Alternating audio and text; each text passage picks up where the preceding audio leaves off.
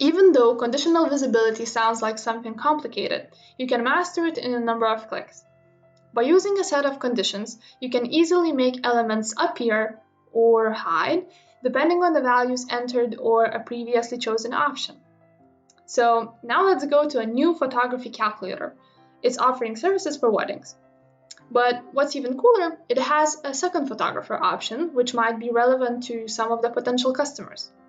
But there's actually no point showing the additional elements about him if, let's say, my current visitor doesn't need one, right?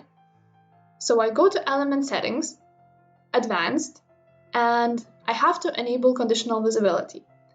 Then I set the rule that this information block is visible only when the checkbox about the second photographer, which is my element 4, is checked. So in other words, when element 4 equals its assigned value, which is 200, and you can check that by going inside the element. Then we have to do the same to our element 5, showing the coverage hours. So by doing this, by setting the conditions for element 4 and 5, we make them appear only when the person checks the box for the second photographer. And as you see, these elements won't show up if we mark other check marks. Now you can apply conditional visibility to any calculator component, which is also giving you more creative freedom in terms of presenting results. So now, let's go to a ROI calculator. This will help me show you the different variations.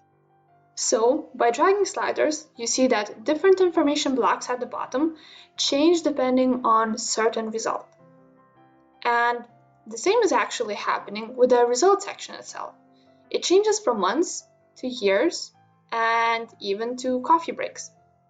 And you can do that by setting conditional visibility rules that your new result element or info box will hide or appear when your chosen slider value is less or more than certain result. So there is actually no limit to how many conditions you can set to your elements.